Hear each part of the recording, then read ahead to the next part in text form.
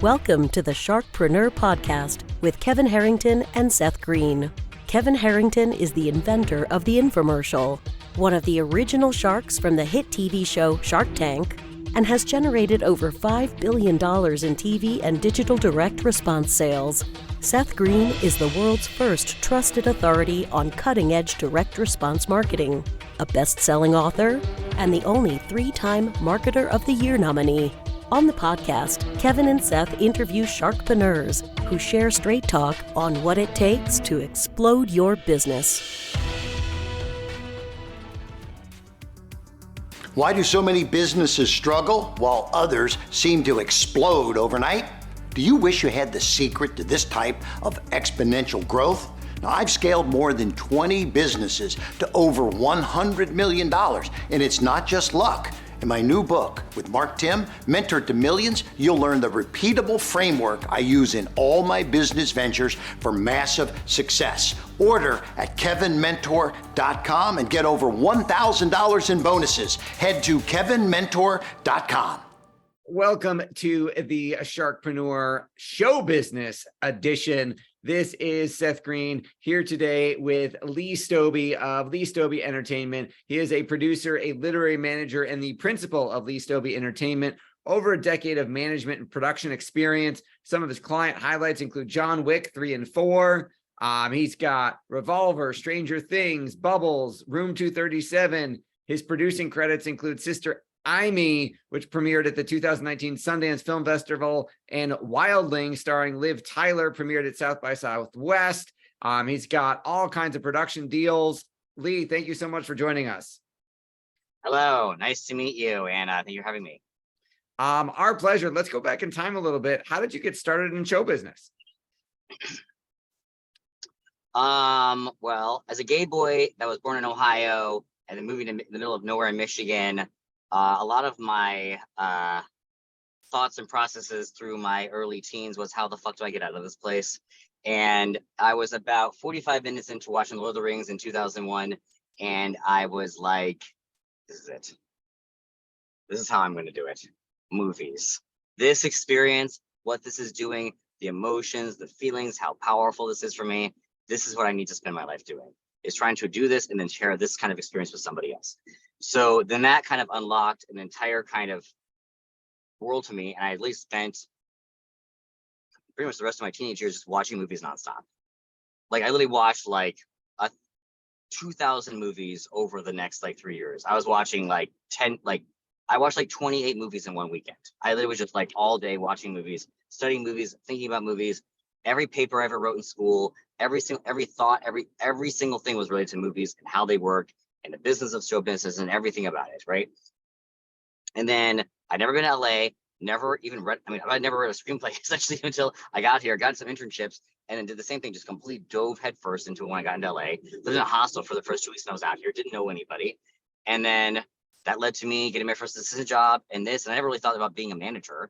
I wanted to be a producer or this, or behind the scenes and more creative.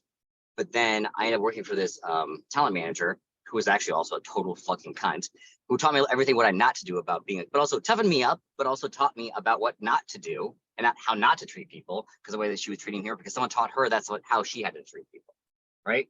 So I worked with a lot of people that taught me what not to do and what to do, right? So I did that, and the idea of being a manager was something I was resistant to, because like that felt very like, very kind of essentially like very, especially with talent, it's like running McDonald's. Because with actors, like they don't know how to like drive a car or go to a place on time or this or whatever, or they'll scream at you because their car that picked them up was black instead of white or this or whatever. Again, which is all just like to do with like insecurity and this and power and narcissism and this. So like dealing with a lot of intense personalities. And I was like, okay, well, I realized very quickly that I'm kind of good at that, I guess, because I was homeschooled my whole life, so bullies don't affect me. And when someone bullies me, it actually makes me very calm, because I realize I've already won. So I've been able to use that superpower to my advantage.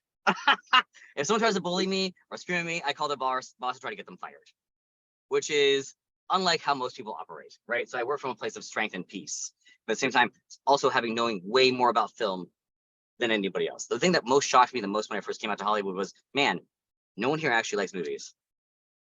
Like they just don't. They like the idea of working in show business, but they could be working at a bank or Wall Street or this, or their parents worked in Hollywood. But like, there's very few people that actually have a truly profound love and care and interest in film, which also makes it frustrating, but also made me very successful because I'm one, diamond in the rough, essentially, someone who actually really cares about this. So as someone who had no experience in Hollywood, no nepotism, literally nothing, I was able to work my way in simply because I was able to, through my passion and care about film and this art form, be able to find those few other people that also kind of cared about that really well. And especially dealing with writers and directors and representing them, that's what actually they care about too, is having a fucking warrior that will fight for them and be a bully eater, but also will be deeply passionate and care about their art and fight for the quality of it, right? Because I don't have just a glancing understanding of it. I have a profound understanding of it because I've been studying it for over 20 years.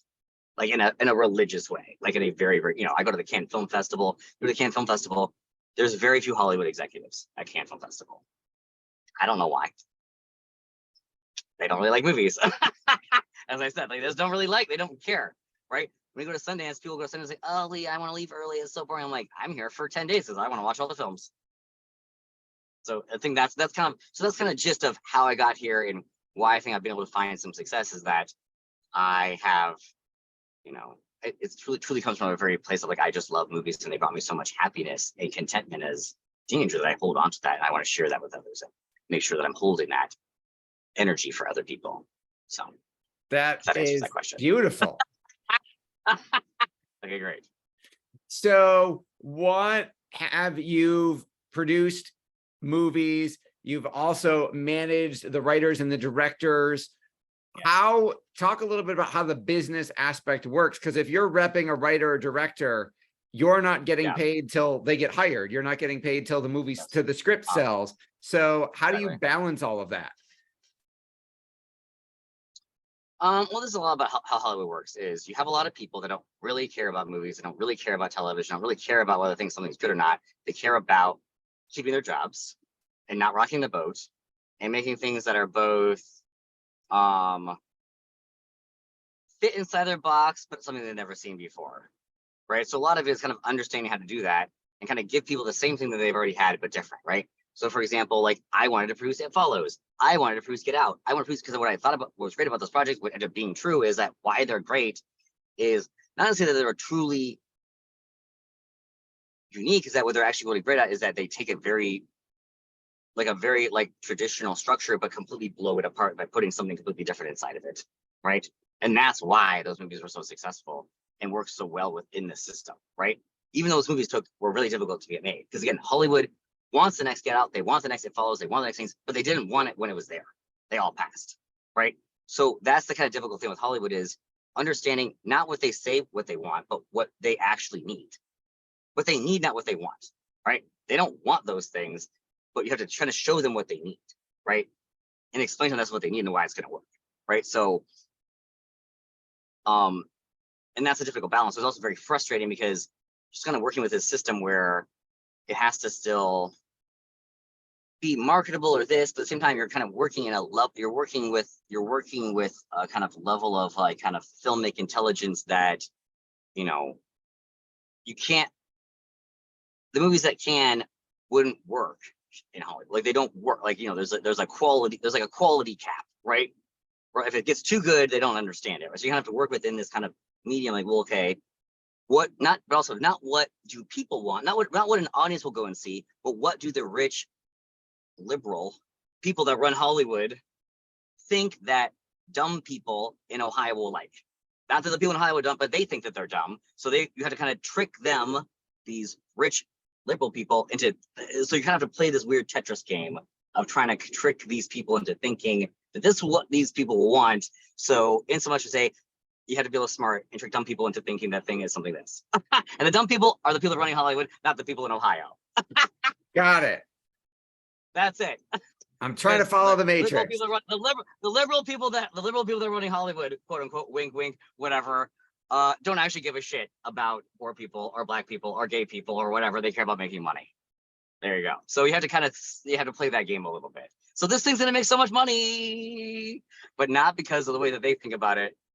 Not how why people actually go and see, because what people actually want, they actually want unique, smart, interesting, compelling things, right? Which is proven over and over again. Because Get Out does well, It Out does well, Beef does well. All these shows that are transgressive and weird and shouldn't make any money do make money because people are starved actually for great content, and Hollywood doesn't actually really know how to make that because they're worried that, I don't know, they'll be judged too much, or I don't know. You know, that's weird. So anyway, that's the long and short of it. So it's an alchemy that you kind of have to play, right? Of like, well, what is it that, how do you kind of balance all these bits and pieces, right? How do Being you homeschooled my whole life, I've been able to digest a lot of information, condense a lot of information, and kind of figure out what that kind of alchemy looks like, of where the balance is between creative uniqueness, but also kind of just giving them the same thing that they always want because they just want the same thing over and over, right? how do you as a business owner manage unpredictable cash flow? I'm not the one to ask that. I'm fucking terrible with money. I literally, I spend money, when it comes in, I spend it, and then I spend more, and then I spend more money. YOLO, I don't know. How do you attract the right clients and the right projects? Let's talk about that. Again, I think it's just obvious. Again, like I got the script, I followed, I was like, I thought the script was shit, but I knew that the core movie in there was like, oh, this is a fucking scary movie and this is cool. Like, I get it. It's like, oh, I get it. This is a scary movie, great idea. You can picture 3 seconds done. Like, it just made sense. Right, but then my boss is gonna be like, oh, well, people don't want teen slasher movies because they're not doing well right now. I'm like, okay, whatever. Right, again, like they're only thinking like this far ahead of themselves, right? They're not thinking, I'm thinking, this is scary. This is cool. I'm just saying, this is cool, this is scary. Like, it's very primal, right? It's not like people like want to talk themselves out of things, right? And think like, oh no, but that's not gonna work because the market or this, and there hasn't been an example of a movie doing that well. I'm always looking for not what people are doing, but what aren't they doing? What isn't there? Where is the gap? Right? Where's the hole? Because that, if you fill that, that's actually where the audience is that you need to be hunting for. You don't want to be competing with 10 other movies. You want to be one for one, right? You want to be the one movie competing for that one thing. So when someone sees a trailer or a TV show or a movie or whatever, like, oh man, I've never seen that before. That looks cool. Barbie, Oppenheimer, whatever. It's like, again, these movies aren't competing with any other movies. There's no other movies that are competing because they're one for one, right? They're not. Like, it's not rocket science why this movie's making money, because they're not competing with any other movie, right? Right? You want to be competing with yourself. You don't want to make you don't want to make the best version of a basket. You want to invent a new kind of basket, right? Right? You invent, figure out what is the thing that people aren't doing, and that's about reinventing the wheel. It's just like, okay, well, no one's done a horror movie that's in a house, but it's about this kind of a thing, or it looks like this, or like, how do you, or in this kind of a world, or what, like, but not just, I'm just going to do another haunted house movie and do it better than the last one. It's like, no, The Conjuring exists. You're gonna fucking done. Like, you're not gonna out James Wan. Don't try. Like, just don't pick your battles, right? And to pick what battle you're trying to fight. You have to try to fight a battle where, even if a movie is just pretty good, why it will make money and find an audience is because it's not competing with anything else. So it'll stand out. If you're on Netflix trying to find something and you look through, oh, what's this? That's weird. I don't know what that is, right? In my experience, again, which is, you can point to a million examples of it, is the things that actually break out, they're not competing with anything else. Is you're kind of inventing a new kind of genre thing. You want other people to copy you afterwards, right? Because if you're already copying someone else, you've already lost. Because by the time you've written the screenplay, you're 2 years out, and then there's going to be 7 little copies that you're competing now with, not just that original one, but 7 ones that have come since then too. So you don't want to be the 7th version of something that already exists. You want to be the first version of something new. So your passion is obvious. What do you like best about what you're doing? What I like best about doing that I get to do whatever I want all day long, and just to watch movies and have fun. And again, when I was 15 years old, I wanted to be like, I want to find a job where I get to just watch movies all day long and think about movies and think about art, think about reality, and think about the human experience and emotions and characters and killers and villains and honor and this and life lessons and what am I trying to say with this and how do you make the world a better place, right? Because movies are very powerful, in that way, and that they can change hearts and minds. Right?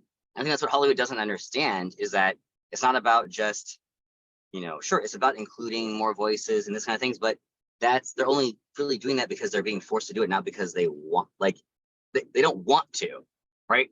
I want to, and I've wanted to the entire time, right? I've told people the same.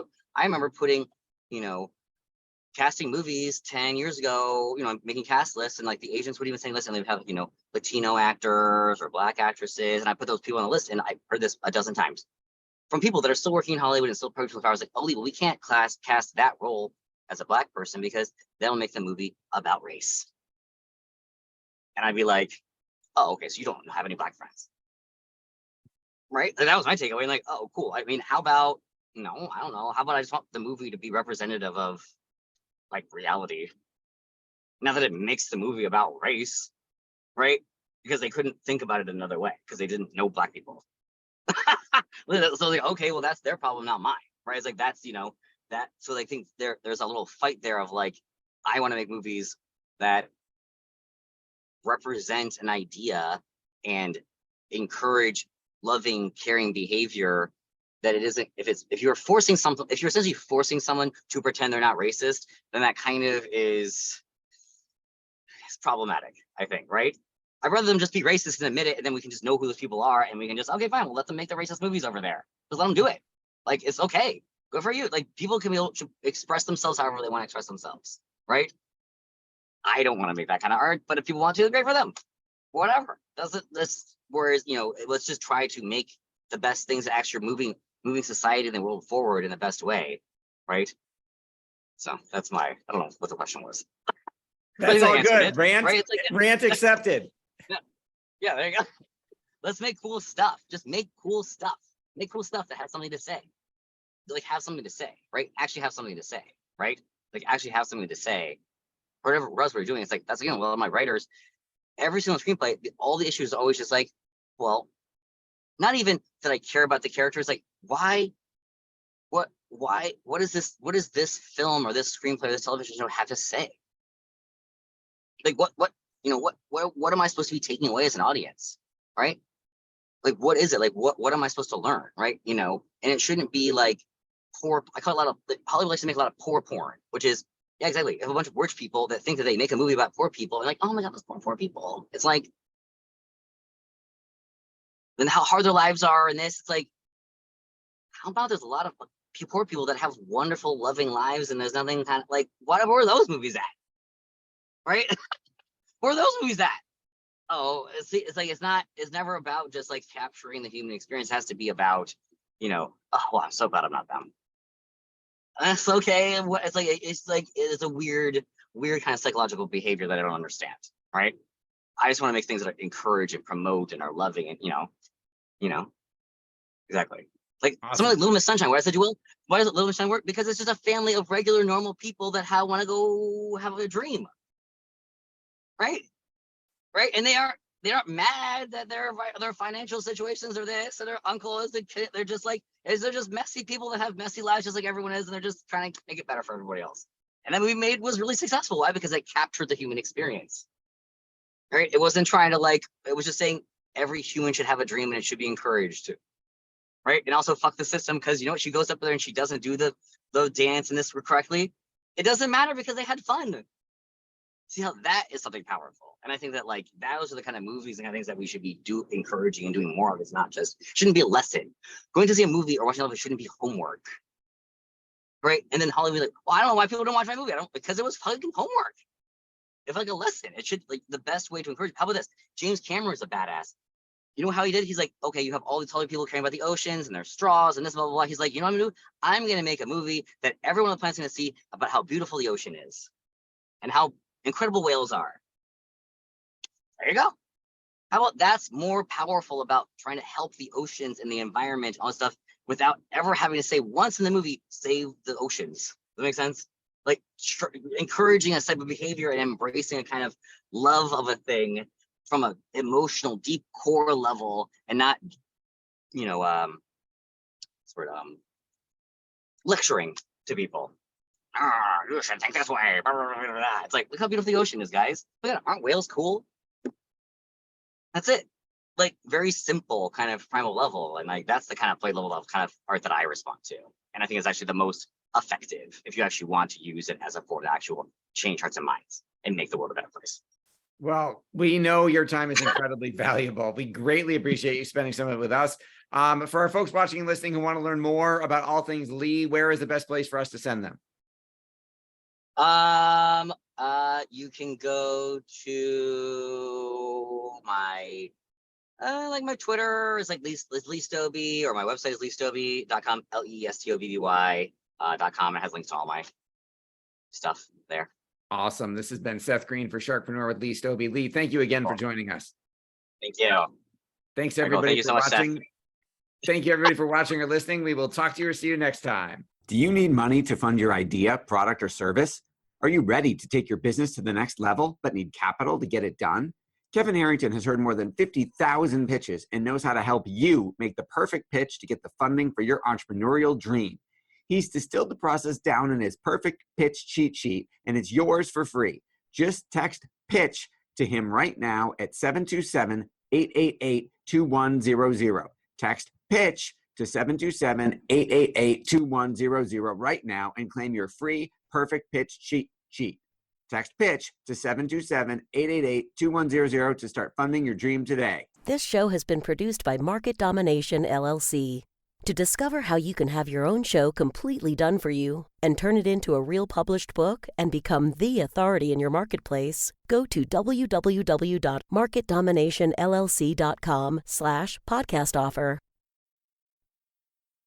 49 faces looked to him in triumph. Over the last 12 months, they had each taken turns and promoted his business for a week at a time, driving over $987,342 in revenue.